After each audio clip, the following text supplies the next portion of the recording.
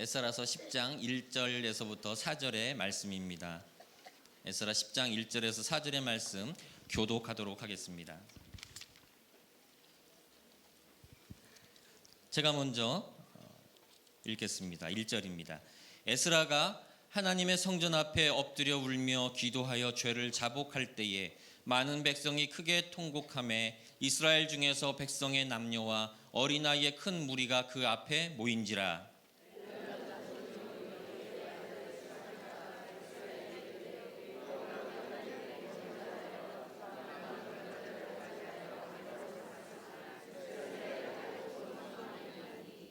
곧 내 주의 교훈을 따르며 우리 하나님의 명령을 떨며 준행하는 자의 가르침을 따라 이 모든 아내와 그들의 소상을 다 내보내기로 우리 하나님과 언약을 세우고 율법대로 행할 것이라.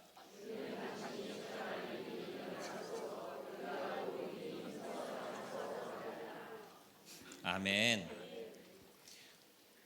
오늘은 에스라서 5번째 시간입니다. 오늘은 에스라서 10장에 있는 말씀을 가지고 다시 함께라는 그런 제목으로 하나님 말씀을 저희가 생각해 보려고 합니다. 오늘 이렇게 페이스북을 하는데 저한테 참 어떤 분이 참 좋은 시 하나를 나눠주셨어요. 여러분들하고 참 나누면 좋겠다 하는 생각이 제 마음에 들어가지고 오늘 나누고 싶습니다. 김환영 씨의 동시 울꽃. 울꽃이 뭔지 곧 나옵니다. 짧은 시예요. 근데 보니까 너무 좋아요. 할머니 어디 가요? 예배당 간다. 근데 왜 울면서 가요? 울려고 간다. 왜 예배당 가서 울어요? 울 데가 없다. 애들 동시라서 그런지 몰라도 직설적이죠. 근데 그 속에 참 뼈가 들어있는 것 같아요. 여러분은 교회당 왜 가십니까? 울려고 간다. 울고 가십니까? 근데 왜 예배당 가요? 울 데가 없다. 세상에 놀 곳은 많아요. 노래방도 있고 가라오케도 있고 즐거운 곳이 많아요. 근데 울 곳이 없어요. 울 일이 참 많아요. 근데 우는 사람이 없습니다. 다 건조하게 사람을 냉철하게 차갑게 바라보기만 하지 아파하고 울어주는 사람이 없어요. 슬픈 일이 참 많습니다. 근데 울 수 있는 장소들이 없어요. 저는 이 사진을 볼 때마다 참 우리 어머니, 할머니들을 생각하게 됩니다. 보여주세요. 우리 예배당의 모습이죠. 우리 어머니, 할머니들이 새벽 기도에 그 주렁주렁 달린 애들 앞으로 뒤로 다 안고선 와가지고 예배당에 앉아서 울면서 기도했습니다. 그렇게 기도한 그런 눈물이 있었기 때문에 우리 지금의 우리가 있고 존재하게 된 거죠. 오늘 금요 예배가 이러한 울꽃이 되기를 소망합니다.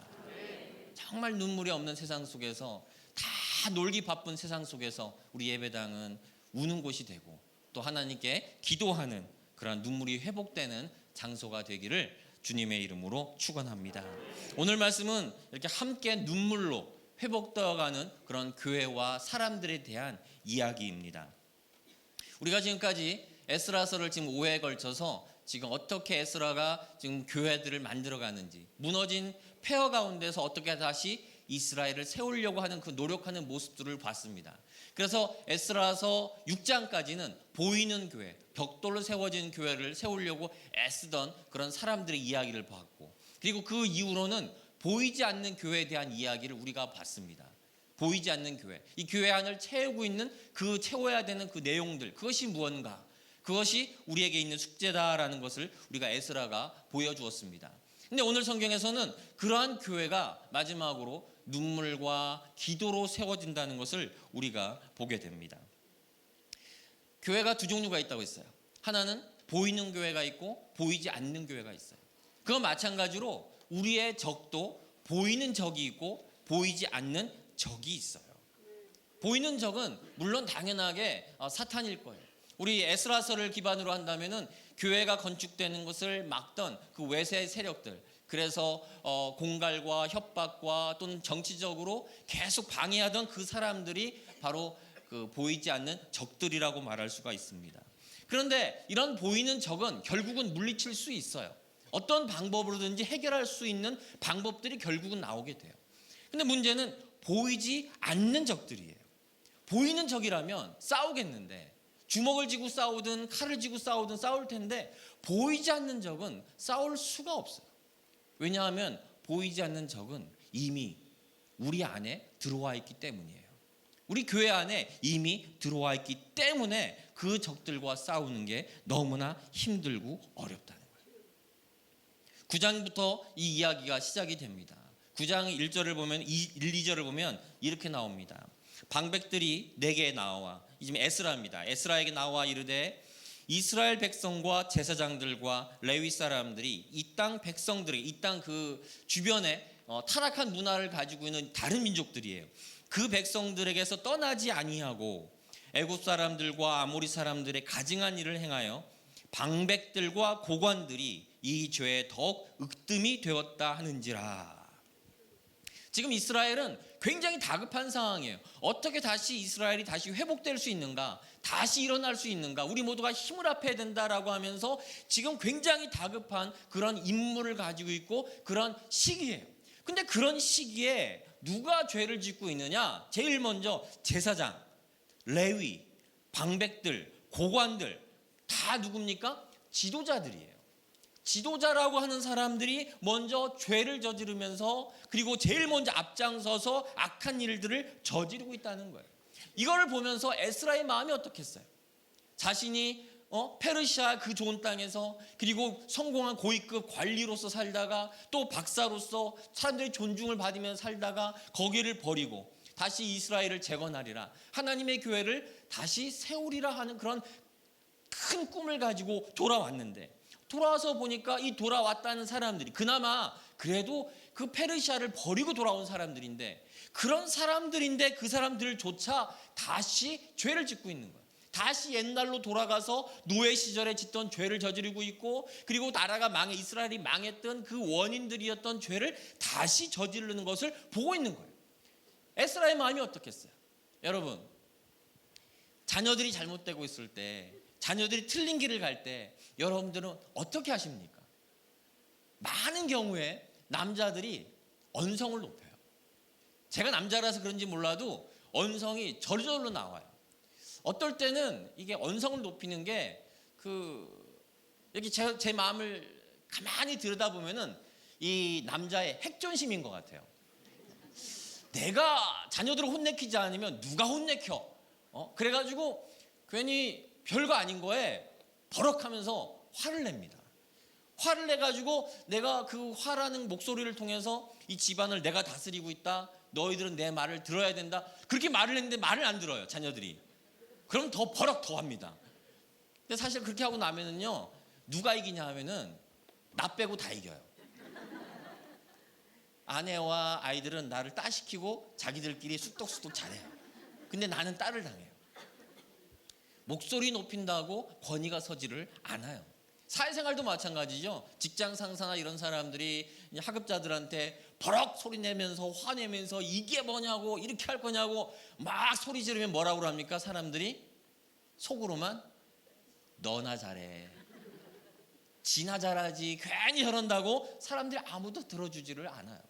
목소리 높인다고 사람들이 듣거나 그러는 것 같지가 않아요. 에스라는 이 분통 터지는 상황을 보면서 언성을 높이고 화를 내고 그렇게 하질 않고요. 어떻게 하느냐? 10장 1절에 보면 이렇게 행동을 합니다.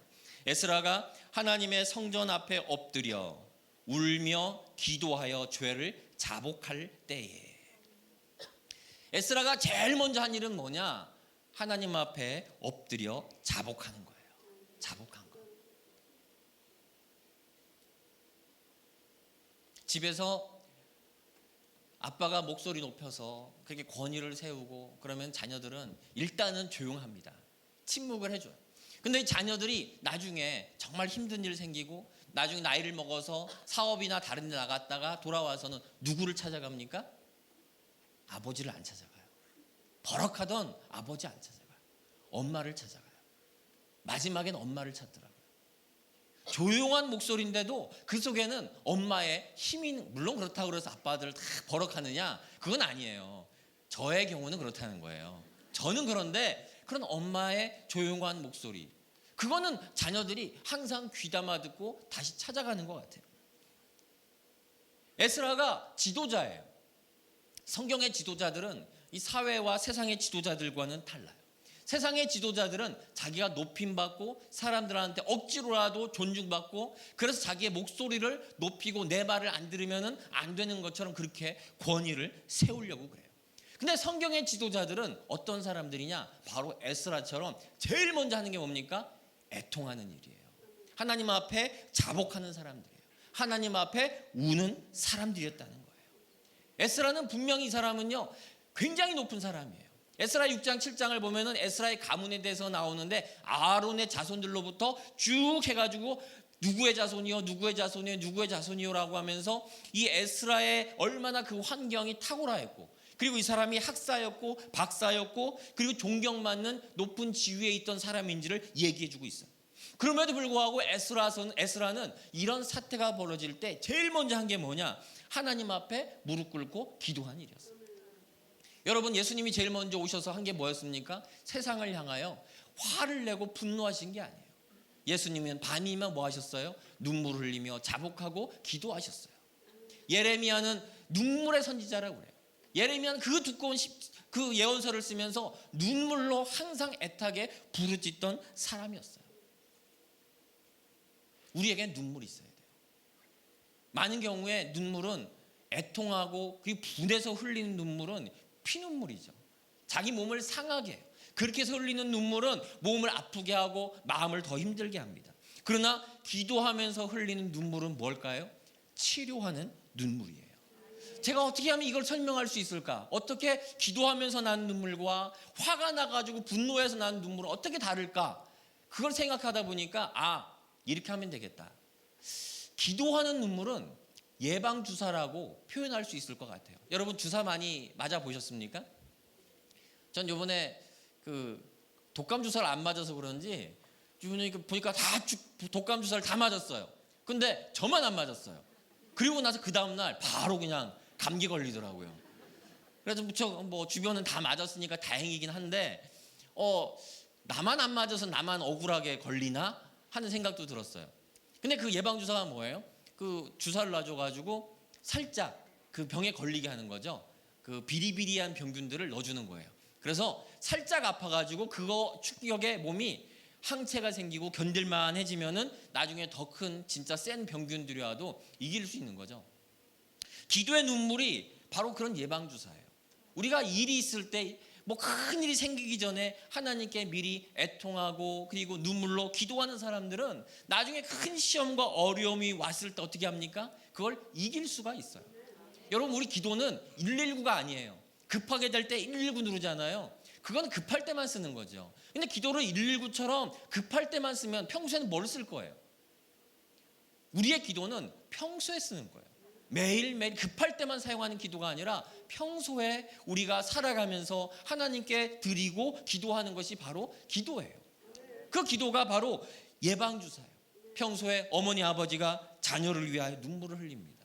그럼 자녀들은 나중에 피눈물 흘릴 일이 없어요. 왜냐하면 엄마 아빠가 미리 기도했기 때문이에요. 시편 기자가 이렇게 얘기합니다. 시편 125편에 눈물을 흘리며 씨를 뿌리는 자는 기쁨으로 거두리로다. 당연한 말이에요. 봄에 눈물로 씨를 뿌리면 가을에 기쁨으로 거둘 수 있어요. 그래서 반대로 봄에 허허실실 놀면서 씨를 그냥 대충 뿌리면 어떻게 됩니까? 가을이면 눈물로 거두게 되는 거예요. 군인이 평소에 훈련을 정말 땀을 흘리고 눈물을 흘리면서 훈련을 받으면 진짜 전쟁이 났을 때는 피를 안 흘릴 수가 있어요. 공부를 하는 자녀들도 마찬가지예요. 평소에 힘들고 어렵지만 어렵게 힘들게 땀 흘리며 눈물 흘리며 공부한 아이들은 나중에 큰 열매를 딸 수가 있는 거예요.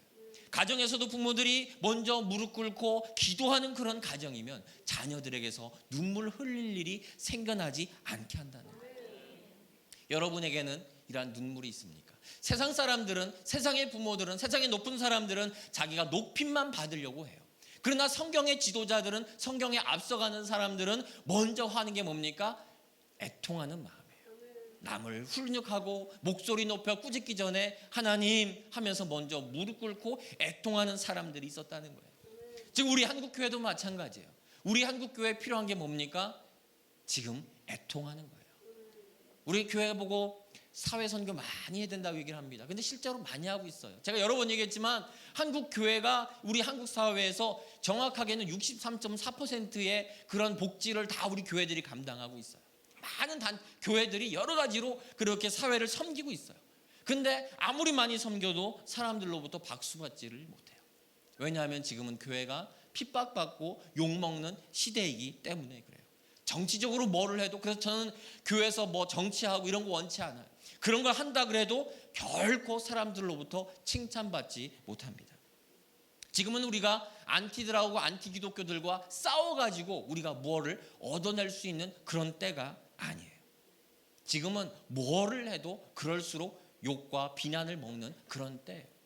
지금 필요한 거는 뭡니까? 애통하는 때예요. 지금은 봄처럼 애통하면서 하나님, 우리가 잘못했습니다. 우리 교회들이 잘못했습니다. 하나님, 우리가 불의를 심었습니다. 우리 예수 믿는 정치가들이, 그리고 기업가들이, 하나님, 우리가 잘못했습니다 라고 눈물을 흘리며 애통하며 지금 씨를 뿌리면 우리 다음 세대에 기쁨으로 거두는 은혜가 있을 줄로 믿습니다. 여러분, 애통하십시오. 지도자일수록, 부모님들일수록 더욱 애통하면서 하나님의 은혜를 구하고 그리고 미래의 기쁨으로 거둘 수 있게 되기를 기도하는 여러분 되시기를 축원합니다. 이렇게 애통하는 지도자가 있어야 돼요. 애통하는 지도자가 있습니다. 근데 그 반면에 또 다른 귀한 사람이 있는데요. 이 사람은 평신도예요. 우리 10장 2절을 보면 이런 사람의 이야기가 나옵니다. 엘람 자손 중 여헤엘의 아들 스가냐가 에스라에게 이르되 우리가 우리 하나님께 범죄하여 이 땅 이방 여자를 맞이하여 아내로 삼았으나 이스라엘에게 아직도 소망이 있나니. 스가냐라는 사람이 나옵니다. 이 사람이 어떤 사람인지는 모르겠어요. 단지 그냥 조상이 누구다라는 설명만 나오는데 어떤 지위가 있는지 그건 모르겠어요. 근데 이 사람이 평신도인데, 일단 저는 평신도란 말이 좋은 말은 아니라고 생각해요. 왜냐하면 우리 종교개혁 이후로 우리는 모두가 다 하나님 앞에 동일한, 그래서 목사도 장로도 권사도 그다음에 직임이 없더라도 모두 다 하나님 앞에서는 다 동일한 제사장, 만인 제사장이라고 부르기 때문에 사실 이렇게 특별한 그런 평신도라고 구별을 짓거나 목회자라고 구별 짓는 게 약간은 잘 안 맞습니다. 그러나 이제 편리를 위해서 굳이 구별을 짓는다면 이 스가냐는 목회자는 아니에요. 제사장이 아니에요. 근데 이 사람이 너무나 귀한 일을 하고 있어요. 오히려 지금 오늘 본문에서는 스가랴보다 더 중요한 일을 하고 있는 것을 발견하게 돼요. 그 첫 번째가 뭐냐면 이 스가냐가 하는 말이 2절에 보면 마지막에 이렇게 얘기를 해요. 다시 한번 보여주세요. 2절을. 아직도 이스라엘에게 아직도 소망이 있나니 라고 얘기를 해요. 저는 이 말씀을 우리가 붙들어야 된다고 믿습니다. 온 세상이 소망이 없다고 해요. 악한 마귀는 우리에게서 소망을 뺏어가려고 합니다. 블레셋의 골리앗이 쳐들어왔을 때 40일 동안 이스라엘을 향해서 막 외쳤어요. 40일 동안 이스라엘 향해서 욕을 하고 하나님 욕을 하고 왕 욕을 했어요. 여러분, 똑같은 말도요, 여러분 한 번 듣는 것과 40일 내내 듣는 것과 어떤 차이가 있을까요? 40일 내내 들으면 거짓말도 진짜같이 들려요. 한 사람이 말하면 거짓말 같은데 10명이 둘러싸서 말을 하면 그것이 진짜처럼 들리게 돼요. 블레셋의 이 골리앗이라는 장군이 나와서 40일 동안 계속 욕을 했어요. 욕을 하고 이 겁쟁이들이라고 욕을 하니까 진짜로 그렇게 느껴지는 거예요. 사무엘상 17장에 보면 이렇게 나와요. 사울과 온 이스라엘이, 이제 중간에 40일이란 말이 나와요. 이 말을 듣고 결과가 어때요? 놀라 크게 두려워하니라. 40일 동안 계속 듣다 보니까 용기가 사라져요. 꿈이 사라져요. 희망이 사라져요. 안 되는구나. 정말 소용없구나 라고 하면서 마음에 가득 탄 게 뭐냐? 놀라움과 두려움, 그리고 소망 없음이 이들 마음속에 가득 찼게 됐다는 거예요. 에스라도 마찬가지예요. 큰 포부를 가지고 왔어요. 큰 포부를 가지고 돌아왔는데 와가지고 모든 사람이 위에서부터 밑에까지 다 죄를 짓고 죄인지도 모르고 죄를 짓는 거예요. 그것을 보면서 엎드려가지고 좌절하고 실망하고 낙담한 거예요. 여러분, 위대한 선지자 엘리야, 구약에서는 모세와 엘리야가 같이 나와요. 그러면 이 두 사람은 구약을 대표하는 사람이에요. 그래서 예수님께서 변화산에 올라가셨을 때에도 나타난 사람이 모세와 엘리야였던 거예요. 왜 그 사람이 나왔느냐? 구약을 대표하는 예언자와 율법을 대표하기 때문이에요. 근데 이 엘리야조차도, 예언자조차도 어떻게 됩니까? 넘어져요. 위대한 일들을 하고 나서 하나님, 이젠 조카오니 나를 죽여 주옵소서라고 얘기를 해요. 아무리 이스라엘의 용사라도, 또 에스라와 같은 정치가요, 또 박사라 할지라도, 또 엘리야와 같은 예언자라 선지자라 할지라도 누구나 넘어져요. 용기가 사라지고 소망이 사라지고 낙담하는 그런 시간이 있어요. 그런데 그 옆에 누가 있었느냐? 위대한 평신도예요. 스가냐가 뭐라고 말합니까? 이스라엘에겐 끝까지 소망이 있나니, 아직도 소망이 있나니. 여러분, 소망을 붙드시기를 축원합니다. 마지막에 나타나요. 여러분, 막 이 탕약을 끓입니다. 한약을 끓여요. 제일 마지막에 남는 걸 뭐라고 부릅니까? 둘 중에 하나예요. 제일 마지막에 남는 거 하나는 찌꺼기죠. 찌꺼기가 나와요. 근데 그에 비해서 제일 마지막에 남은 것들을 꽉 짜가지고 남는 거 뭐예요? 엑기스예요. 제일 소중한 게 있고 제일 쓸데없는 게 나와요. 우리 사람들도 마찬가지예요. 믿음이 아무리 좋고 그리고 아무리 신분이 높다 할지라도 마지막 순간이 되면 이 인간이 찌꺼기인지 이 사람이 엑기스인지가 드러나요. 마지막에 에스라조차도 낙담을 했어요. 근데 그 옆에서 뭐라고 그래요? 아직도 소망이 있나니. 아직도 소망이 있나니. 저는 이 말씀을 이렇게 바꿨으면 좋겠어요. 아직도 이스라엘에게 아직도 소망이 있나니. 김이삭에게 아직도 소망이 있나니. 망나니 같은 자식놈에게도 아직도 소망이 있나니. 대학 오수를 하고 있더라도 아직도 소망이 있나니. 무직이라도 아직도 소망이 있나니. 사업이 망할 것 같이 보이고 고난이 있더라도 아직도 소망이 있나니. 끝까지 소망을 주시는 우리 예수님을 붙드십시오. 이 말씀을 의지해서 혹시 소망을 잃으셨습니까? 끝까지 소망을 붙드시는 여러분 되시기를 축원합니다. 스가냐가 이 말을 해주면서 또 귀한 말을 우리 에스라에게 해주는 모습을 발견하게 돼요. 뭐라고 하느냐? 10장 3절에 보면은 너무나 중요한 말을 해줘요. 곧 내 주의 교훈을 따르며 우리 하나님의 명령을 떨며 준행하는 자의 가르침을 따라 율법대로 행할 것이라.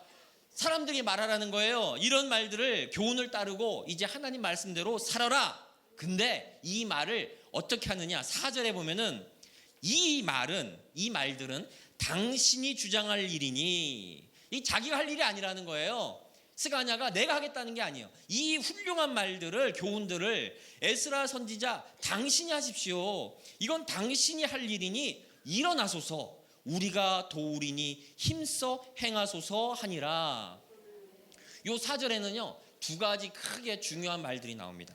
그게 뭐냐? 당신이 할 일들이 있다는 거예요. 당신이 할 일이 있고 내가 할 일이 있다. 근데 이 지금 이 평신도가 감히 지금 목회자한테 사명을 일깨워주는 거예요. 에스라 선지자요, 이게 당신이 할 일 아니었습니까? 사람들을 가르치고 일깨우는 게 당신의 일 아니었습니까? 깨어나십시오 라고 하면서 다시 한번 자기의 사명을 일깨워줘요. 그러면서 그 옆에서 뭐라고 하느냐? 우리가 도우리니, 당신만 하십시오. 당신만 가서 이 어려운 일을 하고 우리는 뒤에 빠져 있겠습니다. 그게 아니에요. 이 일을 할 때 우리가 도우리니 힘써 행하소서. 우리가 돕겠습니다. 한번 해보십시오 라고 하면서 옆에서 격려한다는 거예요. 얼마나 이 말이 아름다운지 몰라요. 근데 우리가 도우리니, 여기서 우리가 도우리니 누굴까요? 우리가 어떤 사람들이 돕는다는 걸까요? 에스라 선지자가 눈물 흘리며 애통하는 모습을 보고 이 스가냐가 와서 얘기를 하는 거예요. 내가 돕겠습니다. 우리가 돕겠습니다. 근데 도대체 이 우리가 누굴까? 성경을 보니까 흥미있는 사실이 나와요. 1절에 보면은 이렇게 나옵니다. 에스라가 통곡할 때에 이스라엘 중에서 백성의 남녀와 어린아이의 큰 무리가 그 앞에 모인지라. 지금 누가 왔느냐? 에스라가 통곡하고 있을 때 백성의 남자 여자, 그 다음에 어린아이인데 큰 무리가 왔다고 그래요. 여기에 유력한 사람들이 와서 그 일에 대해서 같이 아파하고 뜻을 모았다는 게 아니에요. 남녀의 무리와 그 다음에 어린아이의 큰 무리, 보잘것없는 사람들이에요. 보잘것없는 아이들이 와가지고 에스라 선지자의 그 아픔을 같이 하겠다고 앉아있는 거예요. 스가냐가 우리가 함께 하리니 힘내십시오라고 말할 때 그 우리가 누구냐? 바로 이 백성의 남녀 무리와 그리고 어린 아이들이었다는 거예요. 어떻게 보면 보잘것없는 사람들이에요. 근데 이 사람들이 와서 그 아픔을 같이 하겠습니다, 우리가 돕겠습니다 라고 말하고 있다는 거예요. 여러분, 군대에 가면은 아주 적은 무리가 있습니다. 근데 일당백이라고 외치는 사람들이 있습니다. 누구지요? 특전사, 뭐 해병대, 이런 데가 우리는 일당백이다 외치잖아요. 거기는 적은 숫자인데도 아주 강력해요. 적은 숫자인데도 훈련받았고 준비되었기 때문에 이 사람은 얼마나 강력한 사람들인지 몰라요. 군대인지 몰라요. 근데 숫자는 무지무지 많은데 맨날 눈만 치우고 삽질만 하고 훈련도 안 했어요. 그래서 이제 전쟁 나니까 그냥 막 전쟁을 못 하는 거예요. 이런 사람들을 뭐라고 부릅니까? 오합지졸이라고 부르죠. 오합지졸. 많다고 좋은 게 아니에요. 많다고 좋은 게 아니에요. 적은 무리지만 그 가운데 특공대가 있어요. 예수님을 따르던 사람들 가운데도 두 가지 부류가 있었죠. 첫 번째는 뭐예요? 그냥 무리들. 그냥 예수님을 우르르 따라다니면서 와, 오늘은 무슨 신기한 일을 행할까, 우 따라다니는 그 무리들이 있었어요. 그에 비해서 다른 무리가 있었습니다. 그 사람들이 누굽니까? 제자들이에요. 그 제자들은 예수님께 헌신하고 예수님 말씀대로 살기로 결심해서 모든 걸 버리고 예수님을 따른 사람들. 비록 이 사람들이 뭐 실수도 했습니다. 예수님을 버리고 도망가기도 했어요. 그런 일들을 벌였지만 결국 그 사람들이 초대교회의 중심이 되고 뼈대가 되는 사람들이 되었다는 거예요. 에스라라는 지도자가 있었어요. 근데 이 사람은 애통하면서 앞에서 끌고 가요. 근데 그 뒤에는 어떤 무리가 있습니까? 비록 어린아이와 남녀지만, 권력자 유력한 사람들의 이름은 나오지 않지만, 그러나 이 사람들이 모여서 목회자가 하는 일을, 아파하는 사람을 같이 하면서 힘겨워하는 지도자를 격려하고, 어떤 면으로는 오히려 지도자보다 더 훌륭하게 지도자를 일깨워주는 귀한 일을 하고 있다는 거예요. 여러분은 어떠한 무리에 속하십니까? 여러분은 교회를 그냥 오합지졸로 몰려다니는 분이십니까? 아니면은 특공대와 같이 정말 하나님께 헌신된 사람으로서 하나님의 뜻이 있는 곳에 같이 그곳에 모여 애통하고 기도하는 사람에 속하십니까? 무엇보다 교회에는 격려하는 사람들이 돼야 돼요. 스가냐가 격려했어요. 힘들어 지쳐있는 목회자를 보며 아이고, 우리 목사님은 이거밖에 안 돼, 우리 지도자는 이거밖에 안 되라고 하지 않았어요. 그 옆에서 이는 당신이 할 일이니 일어나소서, 일어나소서, 우리가 도울 것입니다 라고 하면서 옆에서 격려해주는 사람이었다는 거예요. 여러분, 우리 성령님을 보혜사라고 불러요. 보혜사. 그 보혜사라는 말이 한자여가지고 정확하게 무슨 말인지 잘 모르고 쓰는 때가 많이 있어요. 그 보혜사라는 말은 원래 파라칼레오라는 말이 그 원래 원형입니다. 그 말이 무슨 말이냐면은 부른다 또는 위로한다, 격려한다. 그 영어 성경에서는 그거를 보혜사 성령님을, 보혜사 하나님을 Counselor the Holy Spirit이라고 표현을 했어요. 하나님이 카운슬러라는 거예요. 상담가. 여러분, 상담가가 뭐겠어요? 문제 있는 사람 앞에 앉혀놓고 얘기를 듣고 아유 그럼 이렇게 해야죠 하면서 문제 해결을 인도해주고 다시 그 문제 있는 사람이 일어나서 세상 속으로 갈 수 있도록 도와주는 사람이 상담가예요. 하나님께서 상담가라는 거예요.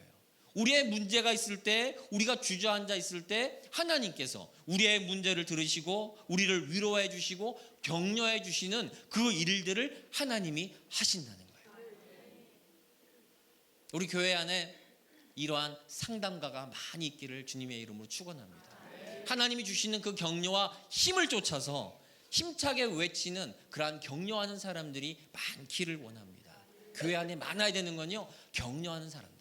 격려하는 손길을 드려요. 지쳐있는 사람을 보면 안타까움이 옆에서 우리가 함께하니 힘내소서라고 말해줄 수 있는 그러한 믿음의 사람들이에요. 결론을 맺고 싶습니다. 오늘 성경은, 오늘 설교는 두 가지 말로 요약을 할 수가 있습니다. 하나는 애통이고 다른 한마디는 격려입니다. 지도자는 대우받는 사람이 아니에요. 애통하는 사람이 돼야 돼요. 그 나머지 사람들은 그걸 가지고 같이 격려해 주는 사람들이 돼야 돼요. 이 이야기는 교회뿐만 아니라 우리 가정에도 마찬가지예요. 부모가 권위적인 사람이 돼서는 안 돼요. 애통하는 사람이 돼야 돼요. 먼저 하나님 앞에 엎드려서 주여 우리를 불쌍히 여겨주시고 우리를 이끌어 주옵소서. 그리고 자녀들은, 온 식구들은 격려하는 사람들이 돼야 돼요. 남을 흉보고 흠보는 사람이 아니라 힘내소서, 일어나소서, 우리가 함께하리니 일어나소서라고 격려해주는 그러한 격려의 사람들이 돼야 된다는 거예요. 하나님은 여러분을 격려하기를 원하십니다. 하나님은 여러분에게 힘주기를 원하십니다. 이러한 귀한 사람들이 모일 때 각자의 일을 정말 은혜로서 함께하는, 애통하는 사람과 격려하는 사람들이 모일 때 그곳에는 그 애통 때문에 우리가 고난과 시험을 이기고 우리의 상처를 치료하고 다시 일어나는 그런 놀라운 일들이 일어날 줄로 믿습니다. 에스라는 여러분 다시 한번 읽어보시기를 권합니다. 에스라서는 우리에게 다시 일어나는 법을, 다시 소생하는 법을 가르쳐 줍니다. 여러분 영혼이 다시 소생하기를, 여러분의 넘어진 삶과 쓰러진 인생들이 다시 일어나는 그 은혜가 여러분에게 충만하기를 주님의 이름으로 축원합니다. 오늘 같이 드리고 싶은 찬송은 우리 예수나의 치료자입니다. 사실 이 찬송은 제가 이 말씀을 준비하던 처음부터 같이 부르고 싶었어요. 근데 저희 성도님들이 잘 모르실 것 같아서 이제 주저주저 하면서 같이 부르지 못하고 그랬습니다. 근데 오늘은 같이 불러보고 싶어요. 예수나의 치료자 한번 같이 불러보도록 하겠습니다.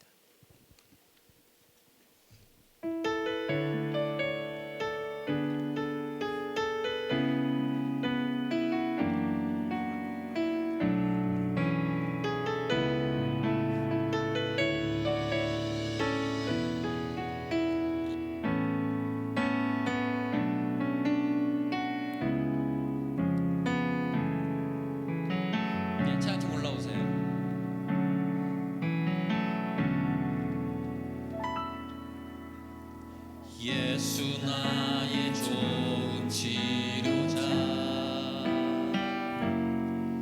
그의 눈이 머무는 곳은 나의 슬픔과 고통, 고개를 들어 그의 눈을 볼 때에 난 알았네. 예수 나의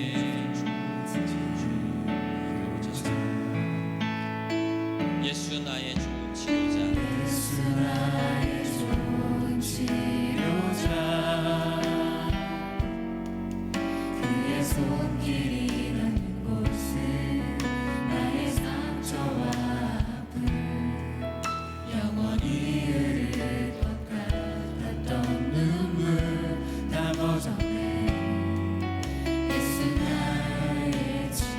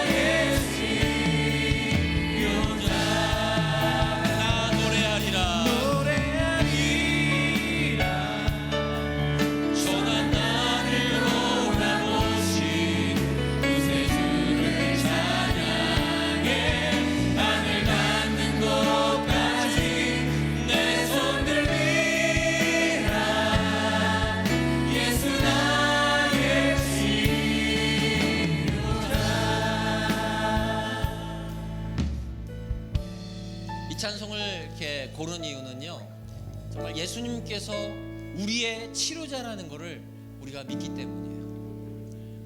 나의 슬픔과 고통, 그리고 나의 부서진 마음, 무너진 인생, 되돌릴 수 없는 우리의 삶, 너무나 크게 부서지고 상하고 병든 곳들이 얼마나 많은지 몰라요. 우리 가정마다, 부부 사이에, 자녀들 가운데 우리가 어떻게 할 수 없는 그러한 무너진 부분들이 존재하고 있어요. 이것을 누가 고칠 수 있고 누가 치료할 수 있을까요? 예수 나의 치료자. 고개를 들어 그의 눈을 볼 때에 난 알았네. 예수 나의 좋은 치료자. 그의 손길이 닿는 곳은 나의 상처와 아픔, 영원히 흐를 것 같던 눈물 다 멎었네. 나의 치료자. 그래서 말하죠. 나 노래하리라. 천한 나를 돌아보신 구세주를 찬양해. 하늘 닿는 곳까지 내 손 들으리라. 예수 나의 치료자. 이 찬송 부르면서 하나님, 내가 어떻게 할 수 없는 하나님 나의 부서진 것들, 병든 것들 하나님 치료하여 주옵소서. 예수 나의 치료자 찬양하겠습니다. 하나님 오셔서 나를 치료하여 주시고 회복시켜 주옵소서. 혹시 이 찬양이 너무 낯선 분들이 계실지도 몰라요. 그래도 이 찬송 가사를 보시면서, 그리고 아시는 분들은 힘차게 고백하면서 정말 예수님을 찬양할 수 있으면 좋겠습니다. 우리 다시 한번 찬양하겠습니다. 예수 나의 좋은 치료자, 그의 눈이 머무는 곳은 나의 슬픔과 고개를 들어 그의 눈을 볼 때에 난 알아내. 예수 나의 좋은 치료자, 예수 나의 좋은 치료자, 예수 나의 좋은 치료자. 그의 손길이 닿는 곳에 나의 상처와 아픔, 영원히 흐를 것 같았던 눈물 다 멎었네. 고백합니다. 예수 나의 치료자. 우리 같이 찬양합시다. 나 노래하리라.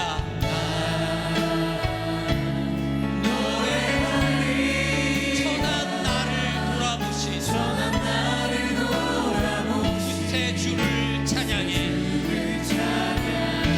하늘 닿는 곳까지 내 손 들리라. 예수 나의 치료자.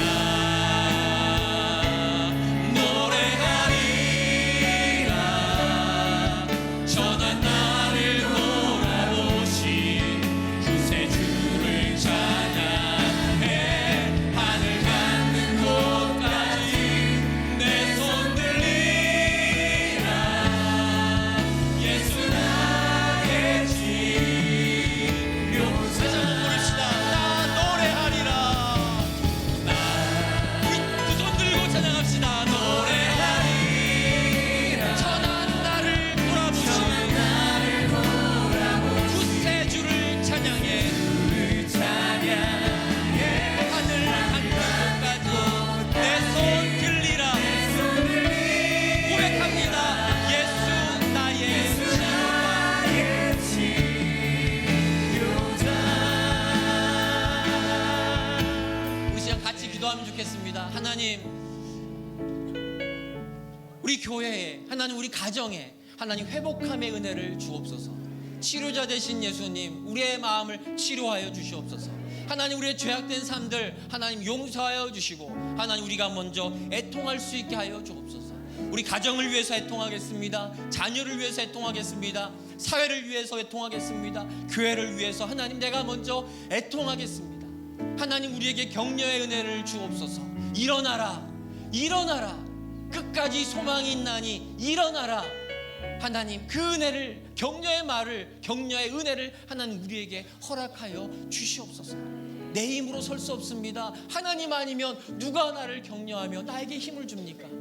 나의 치료자 되신 예수님, 다시 한번 나를 치료하여 주시고 하나님 나에게 힘을 주옵소서. 이 시간 우리 같이 주여 한번 크게 외치면서 주 앞에 간절히 간구하겠습니다.